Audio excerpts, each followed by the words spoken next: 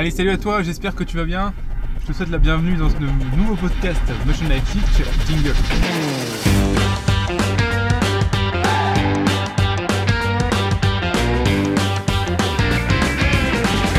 Bienvenue dans le podcast de Notion Life Teach. Le podcast où on parle de 3D, d'animation, d'effets spéciaux, de films, de mindset, de logiciels, bref, tout ce qui se rapporte à l'animation 3D, les effets spéciaux ou l'image de synthèse.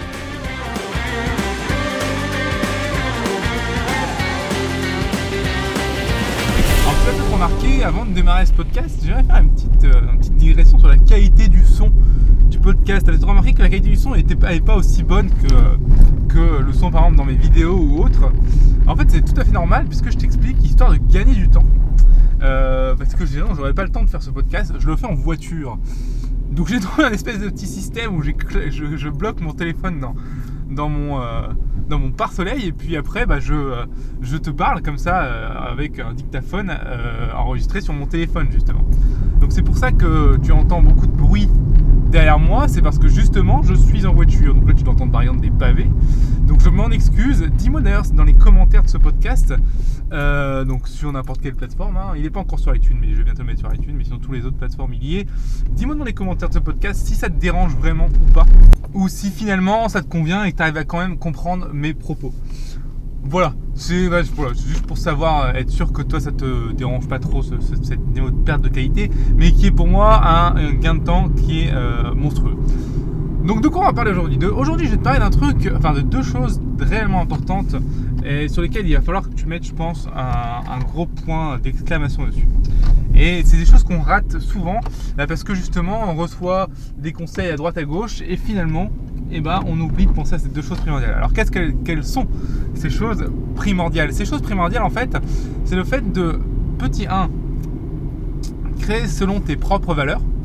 Donc créer selon ce que tu aimes, créer selon ce que toi tu as envie de faire.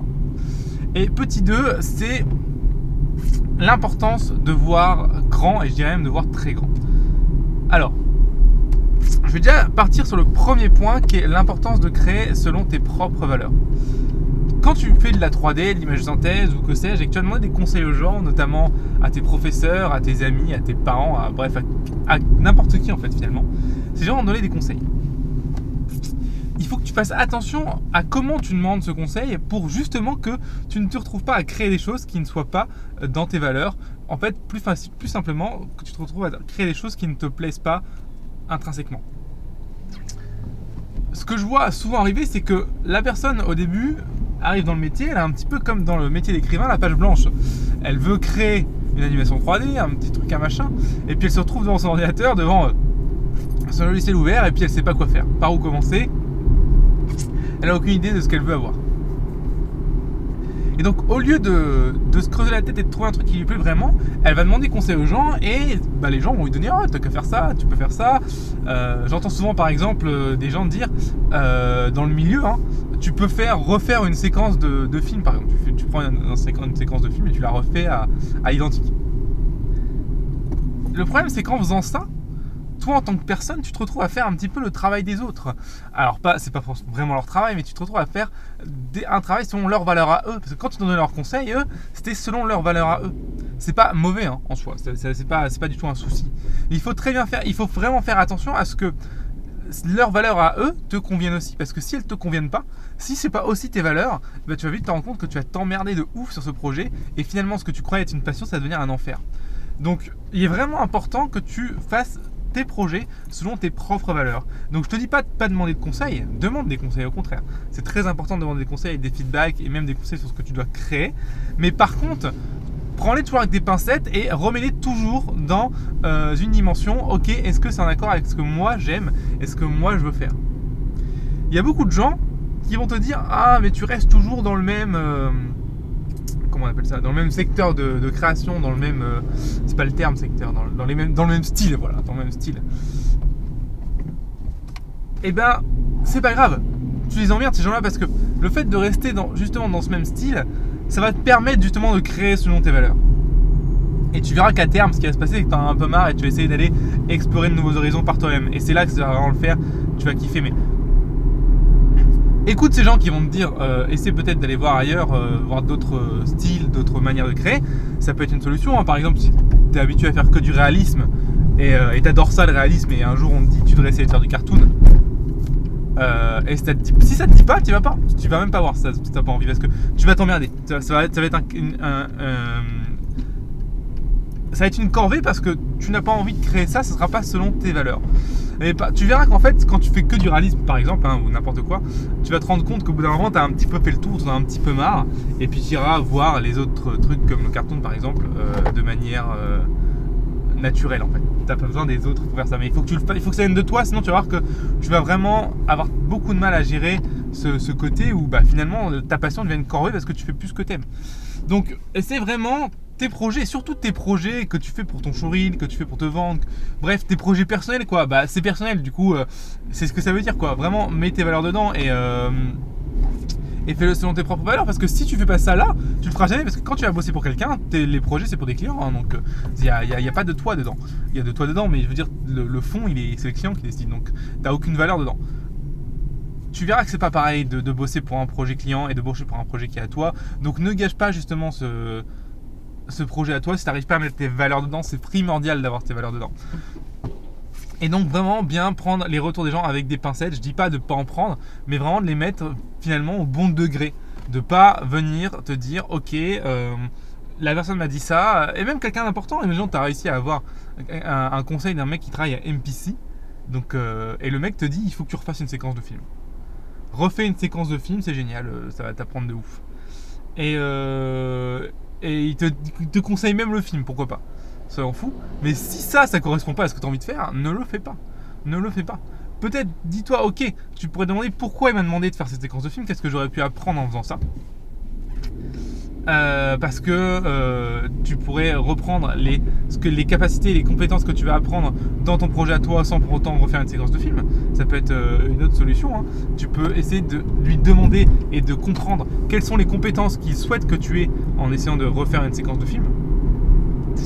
Et en comprenant ça et en comprenant les compétences que tu dois avoir, tu peux très bien inclure l'acquisition de ces compétences dans ton projet à toi, sans pour autant que ce projet finalement soit la reproduction d'une séquence de film. Alors je prends ça comme exemple, mais ça peut être n'importe quel exemple, hein. Donc voilà, vraiment, je répète une dernière fois, il faut vraiment que tu puisses créer selon tes propres valeurs, selon ce que toi tu as envie de montrer, de partager, de dire aux gens. C'est primordial et c'est le plus important, c'est le number one.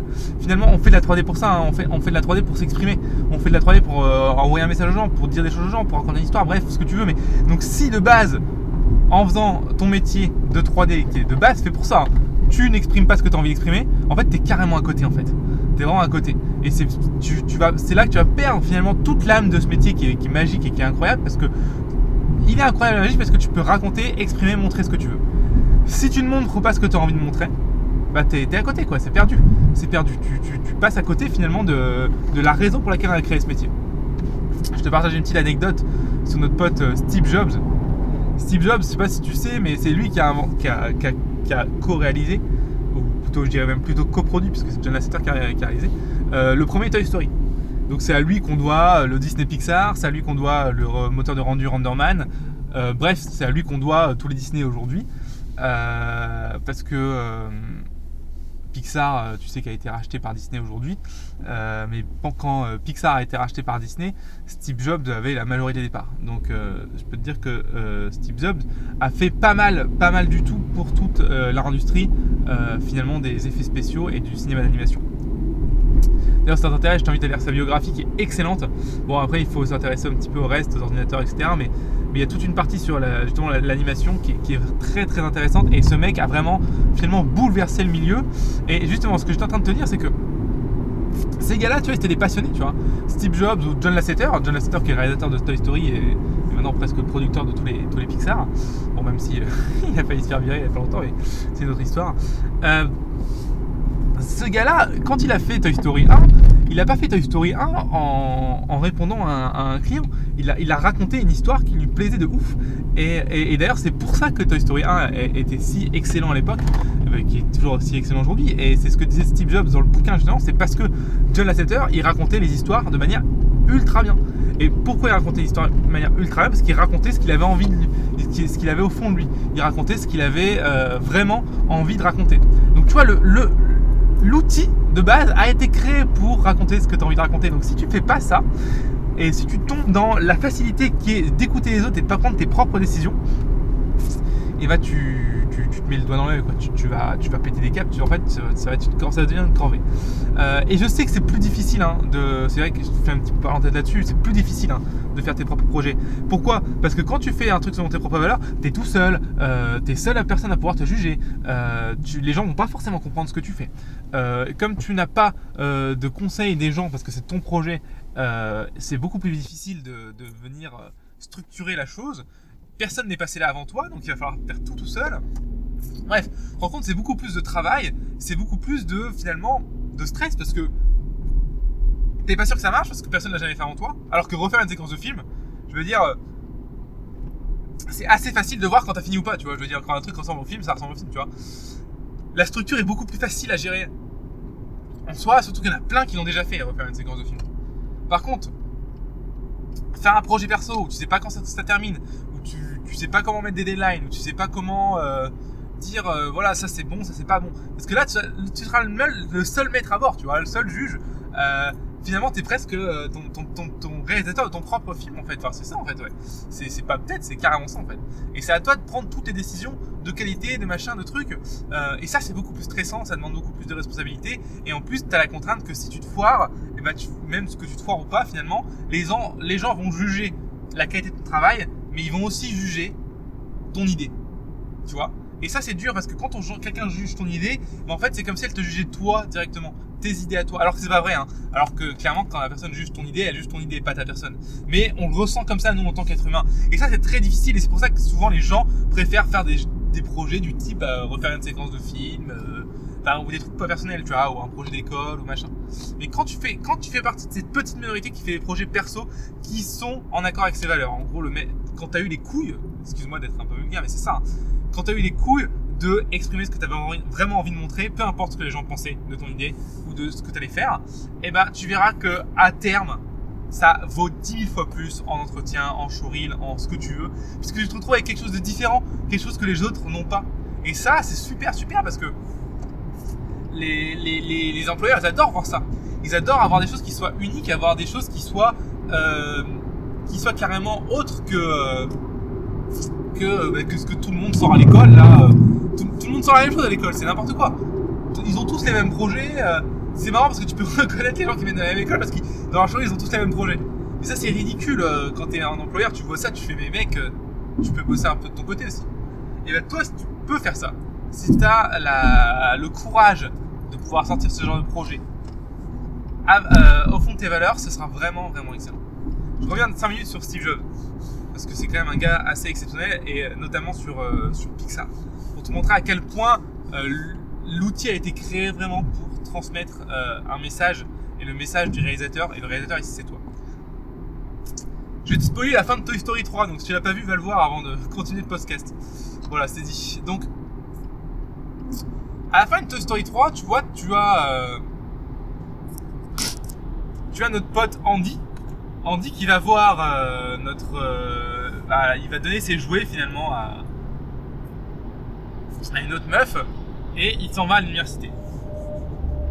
De base, tu pourrais te dire que c'est une scène vraiment banale enfin c'est une scène assez forte parce qu'il quitte ses jouets, etc. Mais en fait, je vais te raconter une histoire qui montre que cette scène en fait elle est encore beaucoup plus forte que ça. Elle n'a pas été du tout pensée à l'arrache. On est en 2014, je crois, de mémoire. Je sais pas, peut-être que je dis des bêtises sur les dates, mais c'est pas très important. Non, on n'est pas du tout en 2014. On est avant. Enfin bref, on est finalement juste avant la sortie de Toy Story 3. Et Steve Jobs, donc qui est toujours gérant de Pixar, enfin gérant. Il n'est pas gérant, mais en gros, il a créé Pixar et là, il est majoritaire sur Disney Pixar.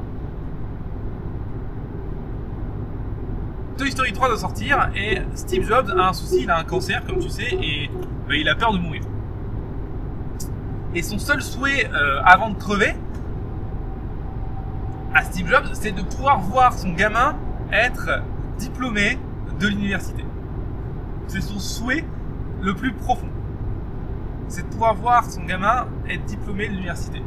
Et il explique dans le bouquin, qui est sa biographie, c'est pas lui qui l'a écrit, hein, mais le journaliste l'interviewé, Steve Jobs, explique que la séquence dans Toy Story 3 à la fin, quand Andy s'en va à l'université, c'est exactement en fait un gros parallèle, un clin d'œil, tout ce que tu veux, même finalement presque une photo sur la vie de Steve Jobs quand son gamin en fait partait à l'université pour avoir son diplôme.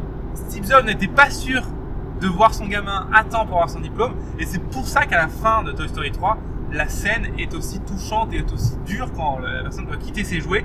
En fait, c'est pas du tout Andy qui quitte ses jouets, c'est le fils de Steve Jobs qui quitte la maison pour aller avoir son diplôme d'université, et Steve Jobs qui se dit merde, je vais peut-être mourir avant de voir mon gamin avoir son diplôme et ça me ferait vraiment chier. Donc tu vois que c'est une scène beaucoup plus forte qu'on l'imagine, tu vois. Et encore une fois, elle est aussi forte parce que Steve Jobs, John Lasseter et toutes les personnes qui travaillaient dessus, ils ont utilisé l'outil 3D pour exprimer leurs émotions, leurs messages qu'ils avaient envie de dire finalement. Ils ont voulu exprimer leurs valeurs. Donc, et c'est vraiment, je t'en conjure, il y en a peu qui le font. Sur une promo à peu près d'école, il y a peut-être des gars comme ça. Sur une quarantaine, il y a peut-être une personne qui fait ça, qui fait des projets perso dans son coin et qui kiffe un peu ce qu'il fait. Le reste, ils font juste les projets d'école, c'est dommage. C'est dommage, c'est même ridicule, hein. Si tu veux te débarquer, t'as pas le choix. Donc fais des projets dans tes valeurs. Et ne fais pas les mêmes projets perso que tout le monde. Je vais te raconter d'autres anecdotes. En même temps, dans le podcast, on est là pour ça, tu vois, c'est pour que je te raconte des anecdotes, on est entre potes aussi, c'est pour que tu comprennes aussi un peu plus en détail le sujet. Donc je prends un peu plus de temps, c'est totalement normal. D'ailleurs, n'hésite pas à me dire si ça te plaît dans les commentaires et à mettre 5 étoiles, évidemment. Donc je vais te raconter une autre anecdote qui est vraiment assez incroyable. Donc c'est une anecdote qui me concerne, je suis en deuxième année, je ne sais plus. Ouais, c'est troisième année, je pense. Fin de troisième année, alors je t'explique un petit peu comment ça se passe quand tu es en école et que si tu n'as pas été en école. À la fin de chaque année ou à partir de la deuxième année, ça dépend des écoles, tu vas devoir présenter un showreel devant le jury de tes profs qui va te dire oui c'est bien, oui c'est pas bien. Alors première chose, ne tiens pas trop compte de leur avis, hein, parce que souvent leur avis est complètement biaisé et il a presque aucune valeur par rapport à un avis professionnel. Donc ce que je te conseille de faire si tu veux vraiment avoir un avis sur ton showreel et que tu es en école, présente-le à des professionnels directement du milieu. Tu l'envoies à une boîte et tu demandes leur avis, ou alors tu en fais une demande de stage ou une demande d'emploi juste pour avoir leur avis sur ton showreel. Là ça a beaucoup plus de valeur que d'avoir des profs qui n'ont pas travaillé depuis 15 ans qui te disent oui alors moi je trouve que la monnaie est un peu bizarre.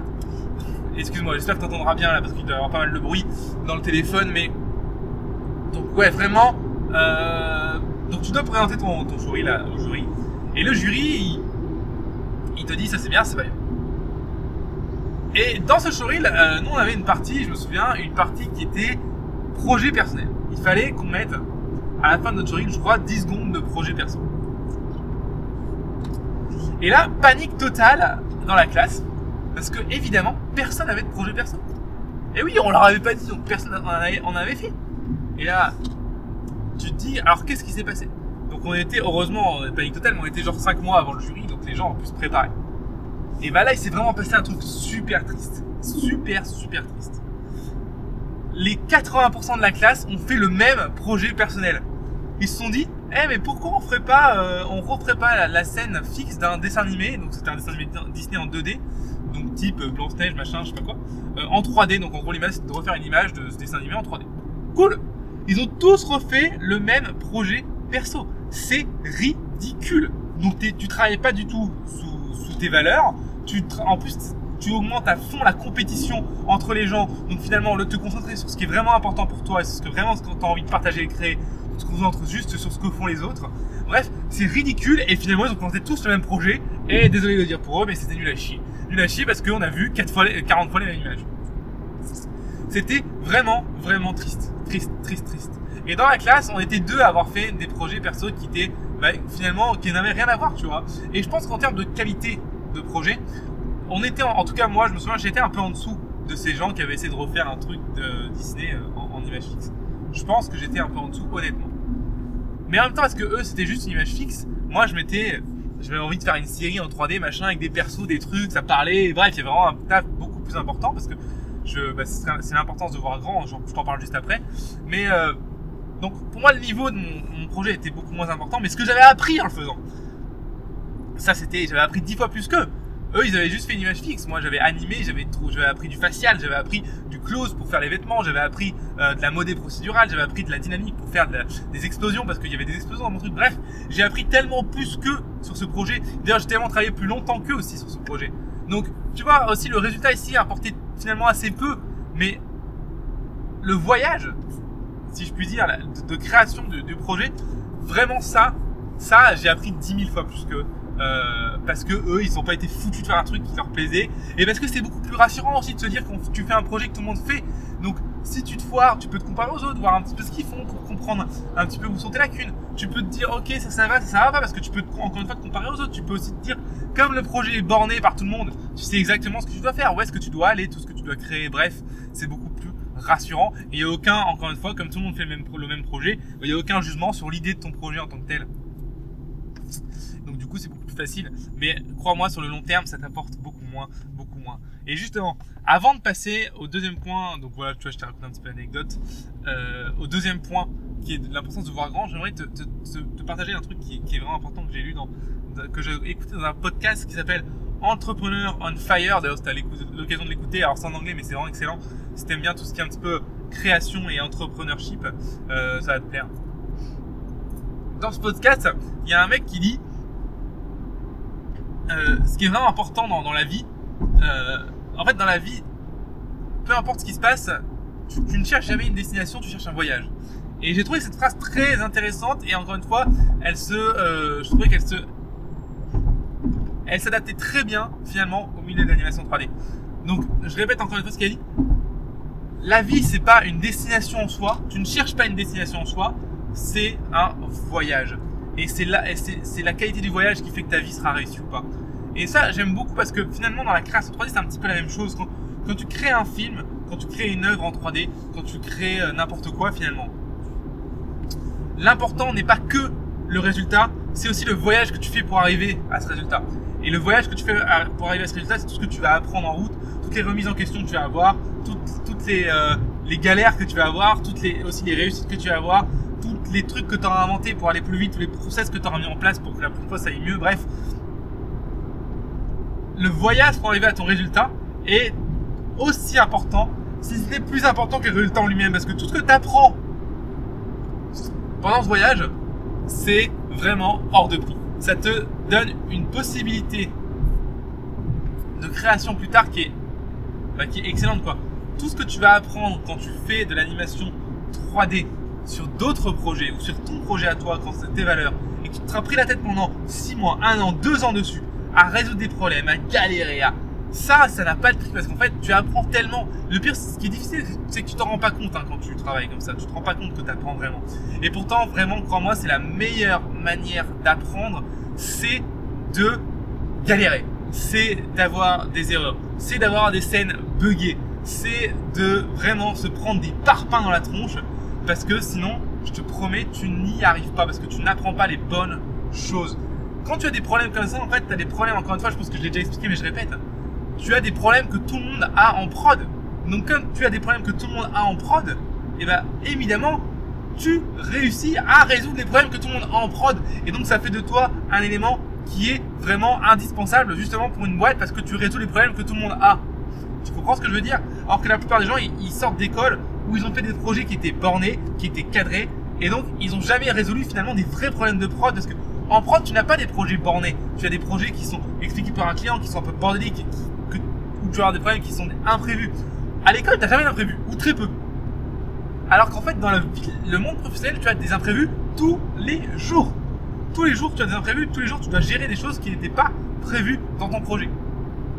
Il faut vraiment que tu deviennes à l'aise avec ce concept de gérer des imprévus, avec ce concept de travailler sur tes valeurs et de devoir résoudre des problèmes que tu n'avais pas prévus à l'avance.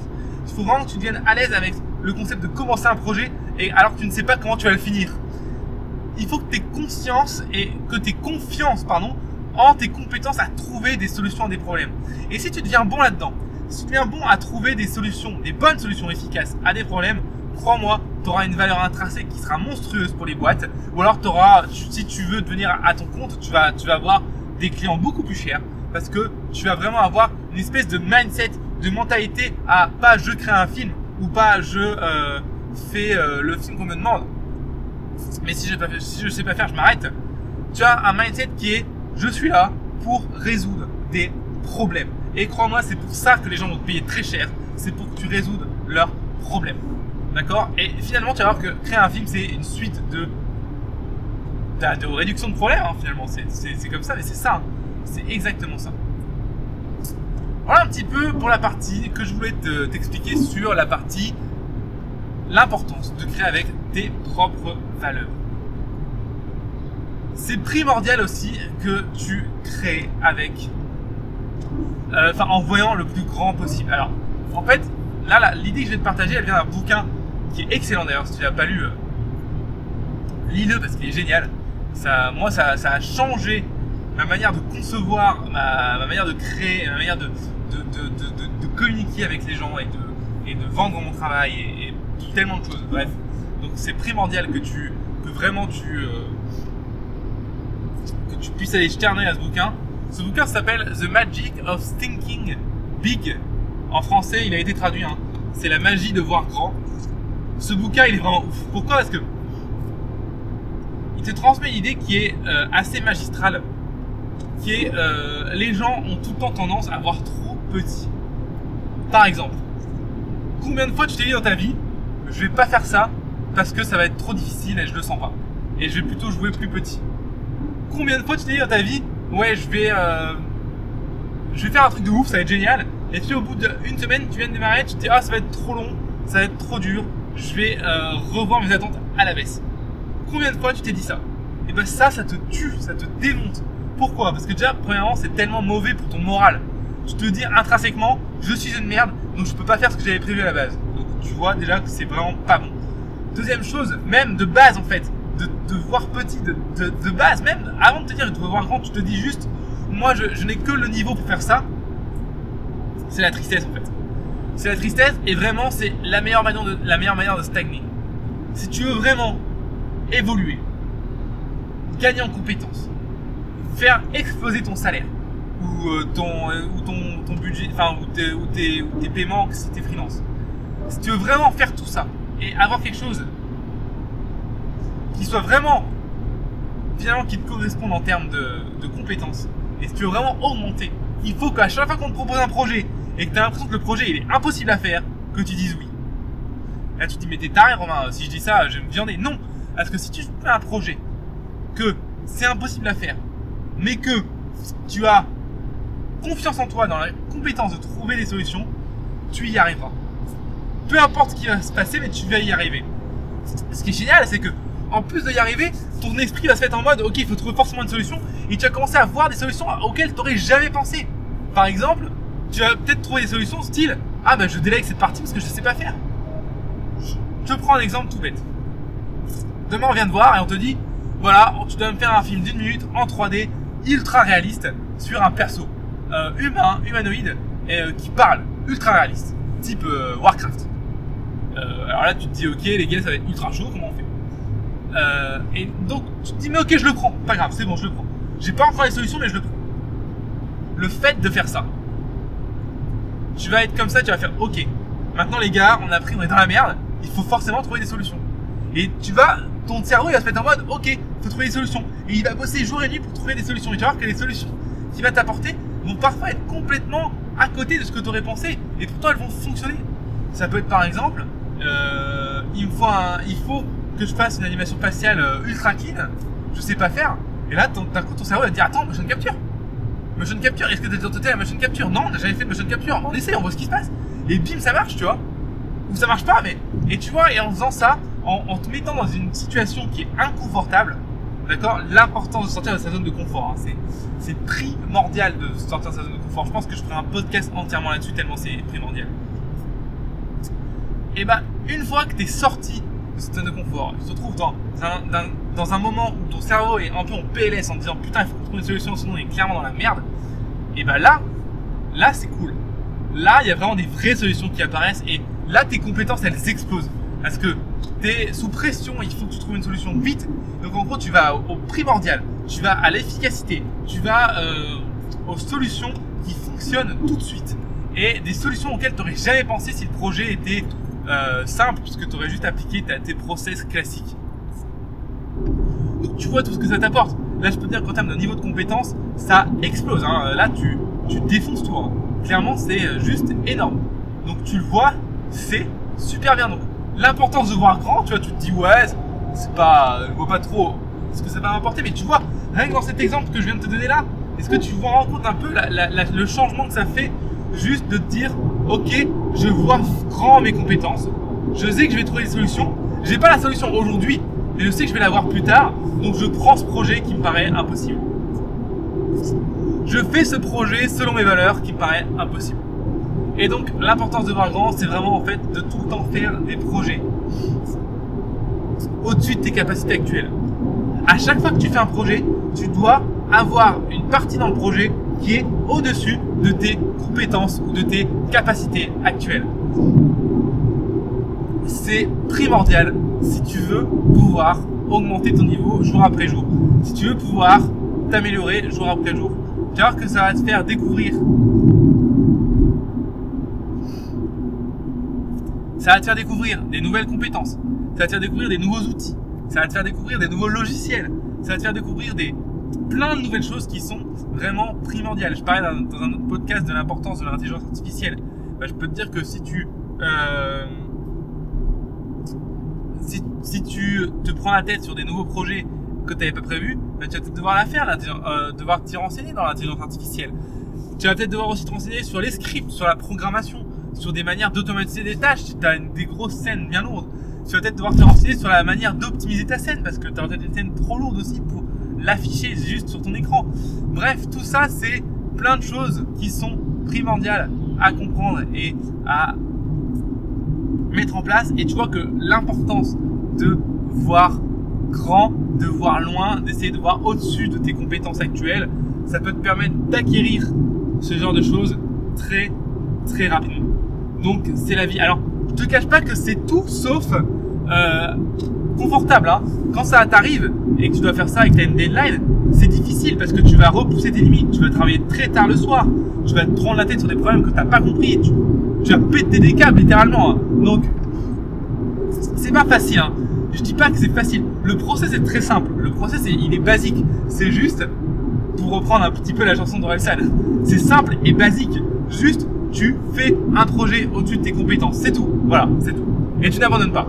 Et voilà. Là, tu as ton process basique, simple, pour augmenter tes compétences et vraiment aller beaucoup plus loin.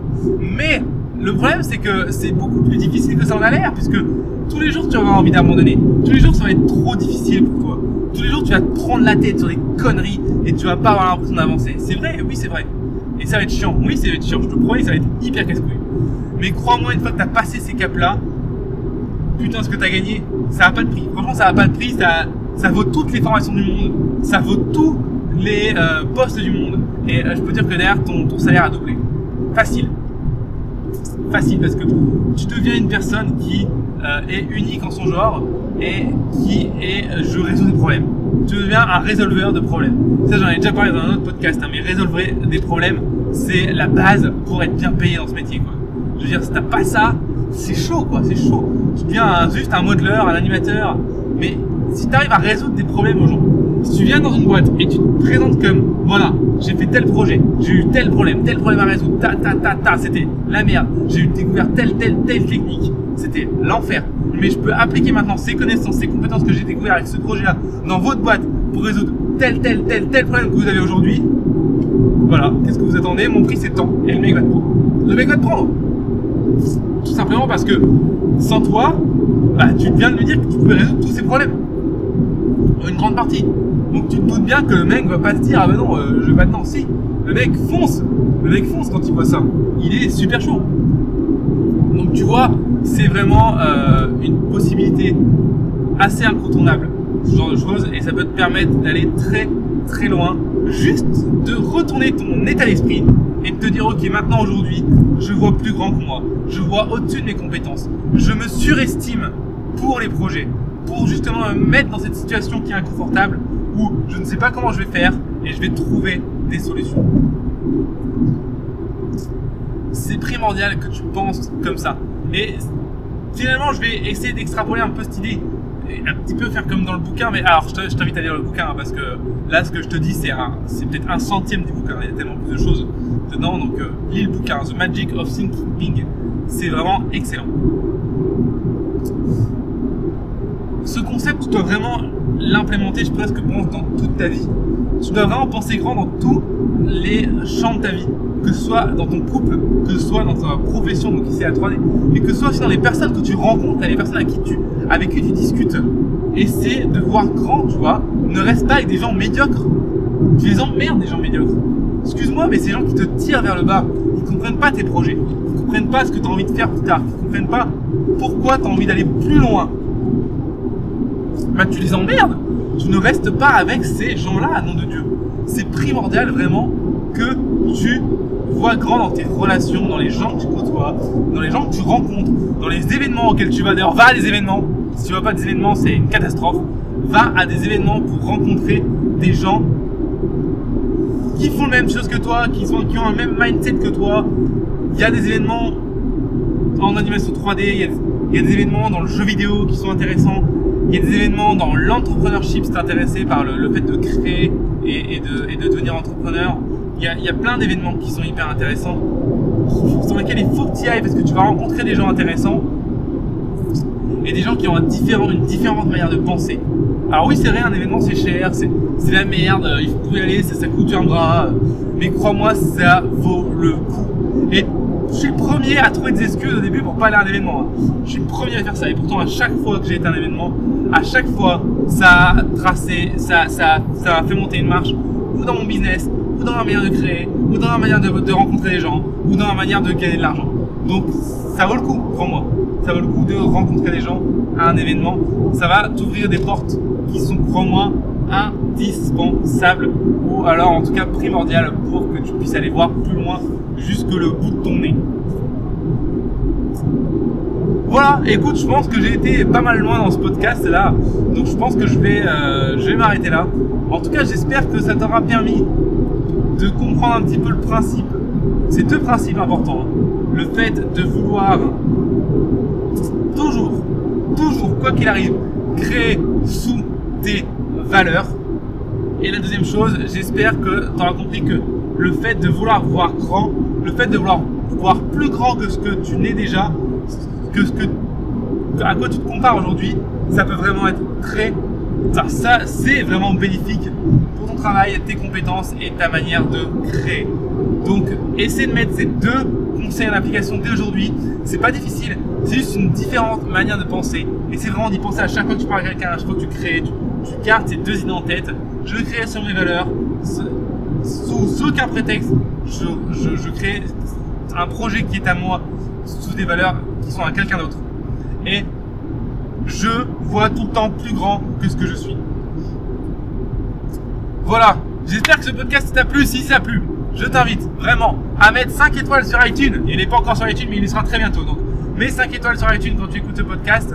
Mets un petit commentaire sur les plateformes type Castbox, Teacher, Google Podcast, toutes les plateformes de podcast finalement, Podcast Addict de Android ou Apple.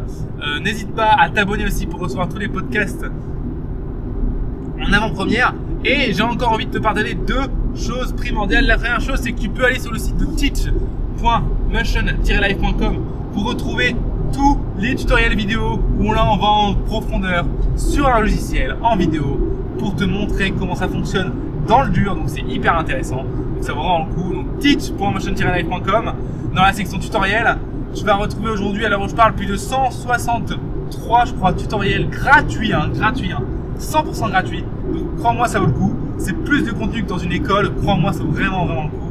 La deuxième chose aussi que je peux te conseiller, c'est d'aller t'abonner à la plateforme. Dans la plateforme, tu vas voir, sur teach.motion-life.com, tu pourras t'abonner en rentrant ton email. Donne-nous ton email parce que ça va nous permettre de t'envoyer à chaque fois qu'il y a un nouveau cours qui sort, et bah le cours qui sort du coup, simplement. Donc tu seras tout le temps à l'heure. Il y a aussi des petits bonus quand tu t'abonnes. Par exemple, il y a 2 mois, j'ai sorti une formation de 7 jours, 1 heure par jour de cours, vidéo gratuit, et c'était seulement pour les abonnés. Donc tu vois, ça vaut le coup et c'est totalement gratuit. Donc voilà. Et une dernière chose, quand tu es abonné, ça te permet aussi de télécharger les fichiers de tous les tutoriels gratuits pour que tu puisses comparer avec tes fichiers sources Donc vraiment, ça vaut le coup. Ça te fait gagner un temps de fou. Et c'est totalement gratuit. Ce serait vraiment triste de pas profiter de ça, quoi. Donc fonce tout de suite sur teach.motion-life.com. Abonne-toi. Crois-moi, ça vaut le coup. Moi, sinon, je te dis à très très bientôt sur un nouveau podcast de Motion Life Teach. Et tchuss, salut, merci.